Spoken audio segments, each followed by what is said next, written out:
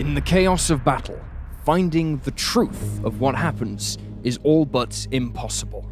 The extremes of experience, the emotion of victory or defeat, combine to skew our view of events as we see them, and this has given rise to a number of mysteries that have hung over the story of warfare and military service throughout history. In today's special episode, made in conjunction with our sister channel Top 5s, we are going to celebrate October and the arrival of Halloween by delving into just a handful of these military mysteries. Welcome to Wars of the World.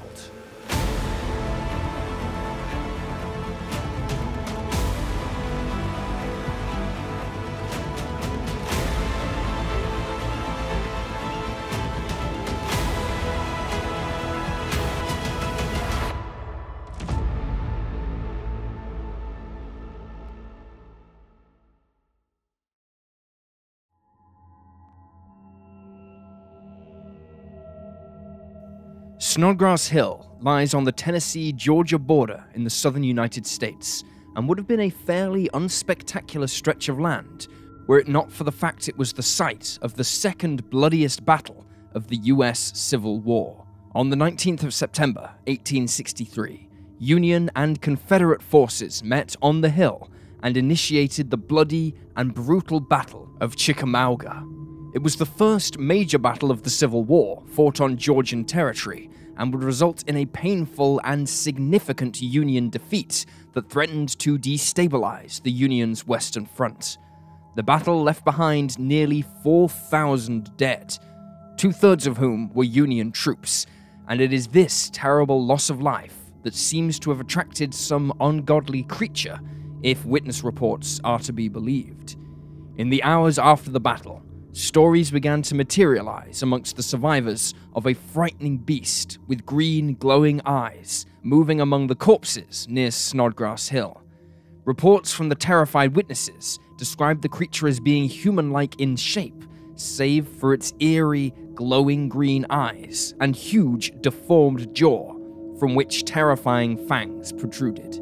The area was known for tales regarding strange beasts since the first white settlers moved into the area, and some have presumed that the commotion of battle and maybe even the scent of blood attracted it to the hill. However, others believe that the creature was no physical beast, but instead the ghost of a Confederate soldier who died in the battle. This alternative viewpoint of the legend of what has become known to the locals as Old Green Eyes has it that a soldier known for his striking green eyes in life was struck in the head by a cannon shell, hence the deformation, which then separated his head from his neck. In the mess of mangled bodies, his comrades buried the head separate from the body, and now only complete in spirit, he wanders the site of the battlefield, hoping to locate his physical form and unite it once more so he can move on from this world. Regardless, it seems that Old Green Eyes has continued to stalk the land, which became one of the first national parks in the United States in 1890.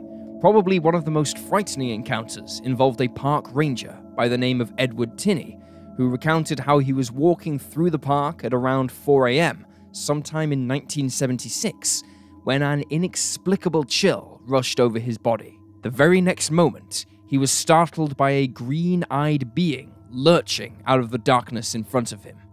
As he explained in a TV interview in 1981, "When it passed me, I could see his hair was long like a woman's. The eyes, I'll never forget those eyes. They were glaring, almost greenish-orange in color, flashing like some sort of wild animal. The teeth were long and pointed like fangs. I didn't know whether to run or scream or what. Then the headlights of an approaching car came blazing through the fog, and the thing disappeared right in front of me." Whether beast or spirit, Old Green Eyes is not alone in haunting the battlefield, for it is home to many other well-known ghosts. A lady in white has been seen wandering the graves, apparently looking for her husband who died in the battle, while a headless horseman has been seen and heard galloping across the grounds in the middle of a charge.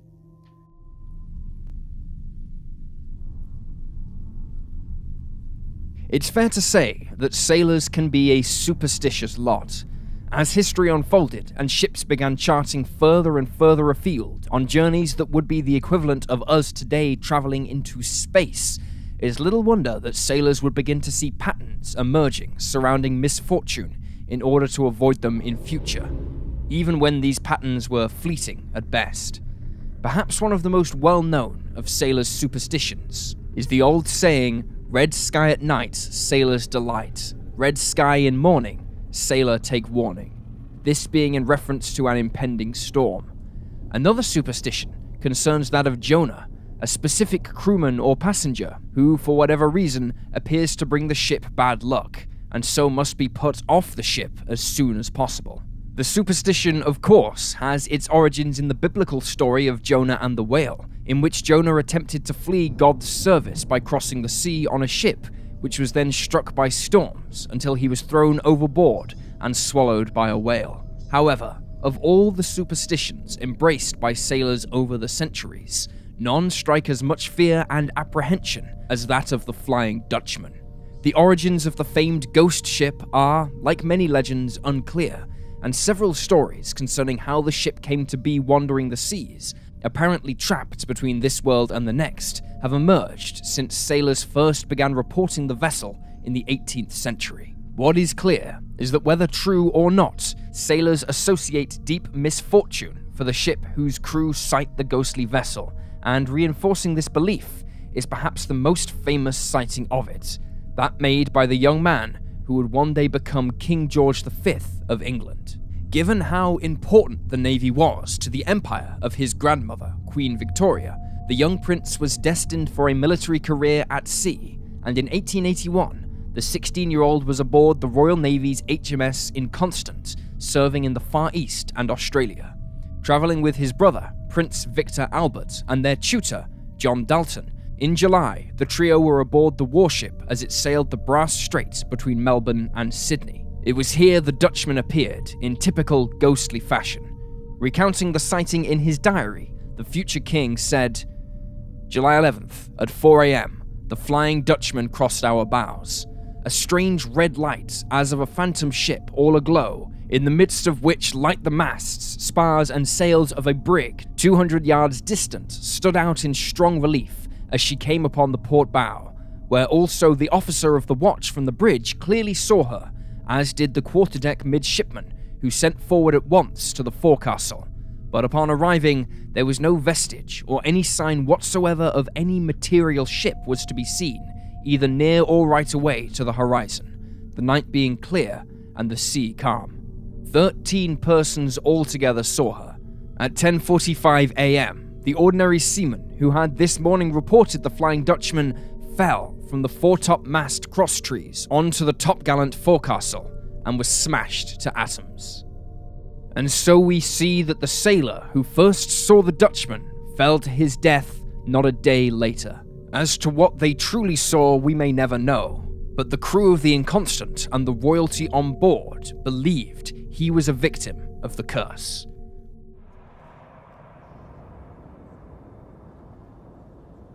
The Kei Islands of Indonesia cover 27 small islands, and with their beautiful white sandy beaches and amazingly clear waters, it seems the last place on Earth where war might rear its ugly head.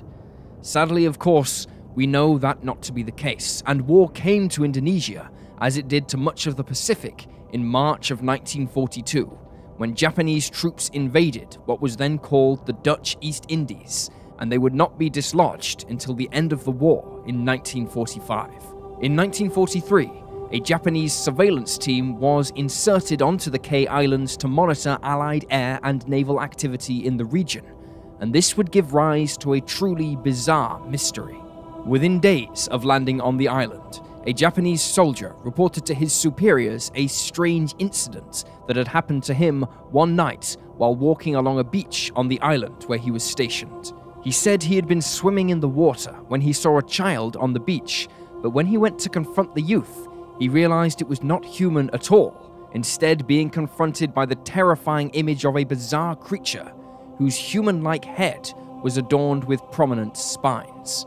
Upon sighting the confused Japanese soldier, the being scarpered back into the sea, swimming away in a manner described as being akin to a normal breaststroke.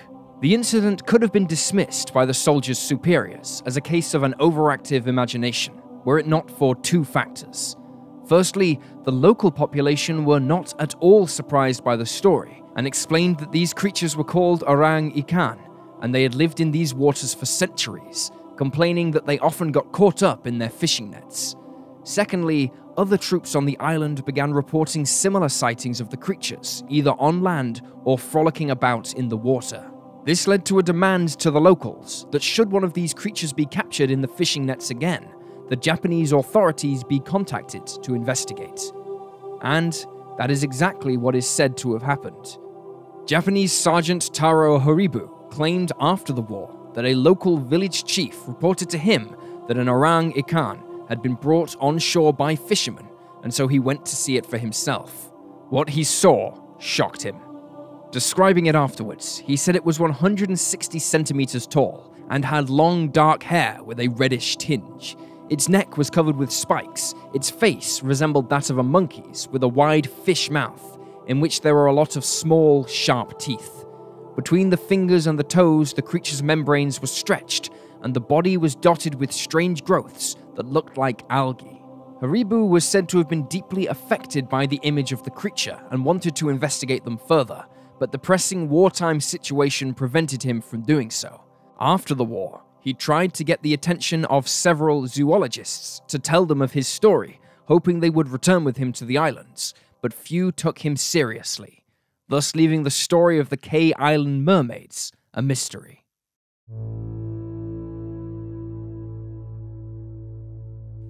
Having American ancestry himself, Britain's famed Prime Minister Winston Spencer Churchill was perhaps the best person to link the two allies together to face fascist tyranny. However, it seems that it wasn't just President Franklin D. Roosevelt that the Prime Minister met at the White House during this tumultuous time period. In the wake of the Japanese attack on Pearl Harbor on December 7, 1941, and the subsequent German declaration of war, the United States was now in the fight on the side of Great Britain, prompting Roosevelt to extend an invitation to Churchill to visit the White House, where they could discuss how to address the growing storm with Berlin and Tokyo. The prestigious Lincoln Suite had been made up for the Prime Minister, but Churchill is said to have felt uneasy about staying there, and so began looking for another room, eventually settling on what was dubbed the Rose Suite. The story goes that late in the evening, Churchill retired to his room to take a bath, a scotch and cigar in each hand as he did so. Having stepped out of the bathroom, the naked Prime Minister walked back into the room, whereupon he saw the distinct figure of US Civil War leader Abraham Lincoln. Churchill then said to the deceased US president, "Good evening, Mr. President. You seem to have me at a disadvantage," after which the apparition slowly faded away. Sightings of Abraham Lincoln's ghost at the White House have been common ever since his assassination in 1865, and given the extraordinary circumstances surrounding Churchill's visit to the White House, the Prime Minister's sighting has become one of the most celebrated. However, many researchers question its authenticity. A similar event is said to have occurred between the Prime Minister and President Roosevelt, where the President walked in on the Prime Minister after getting out of the bath, to which Churchill supposedly joked he had nothing to hide from him, and so the two stories may have become confused.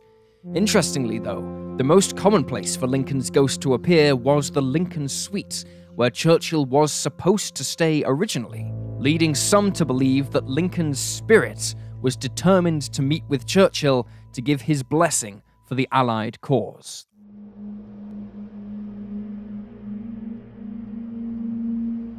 Having fended off the Luftwaffe in 1940, Britain was thereafter set to become the biggest staging area in history, as the Allies, joined by the might of the United States in December of 1941, prepared to storm Western Europe and drive Hitler back to Berlin. Every harbour seemed involved in the war effort, either by supporting the influx of troops and equipment from North America, or by refueling and rearming warships to fight off the German Navy. Every large building not being used in the manufacture of war supplies became a home for troops waiting for the order to begin the invasion of Normandy. But perhaps the most impactful change made to the British countryside was the unprecedented airfield construction program. Thousands of airfields were built, ranging from small strips for training aircraft to immense multi-runway complexes for heavy bombers and transports.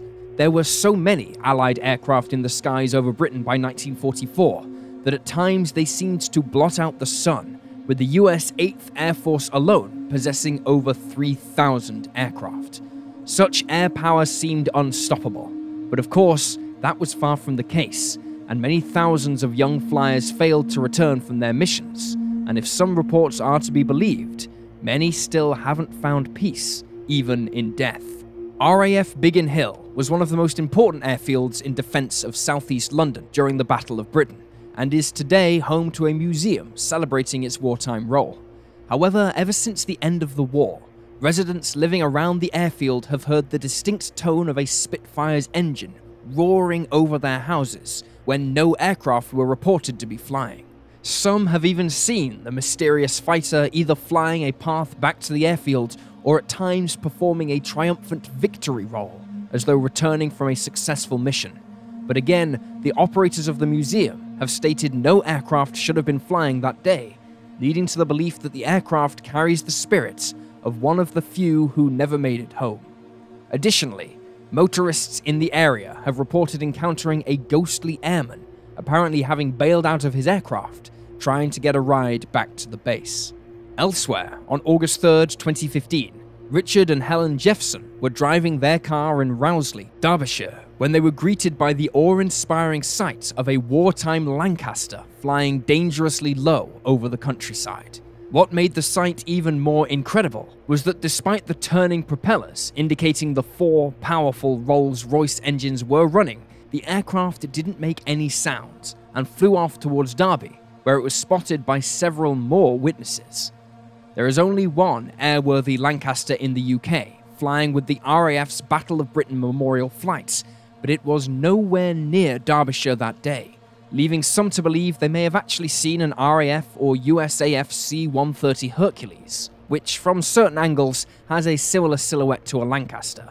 But the witnesses are adamant it was a Lancaster, the bomber being one of the most famous and recognizable aircraft in Britain. In 2018, the bomber was reported to have come back, but in this instance, it was confirmed to be a Hercules.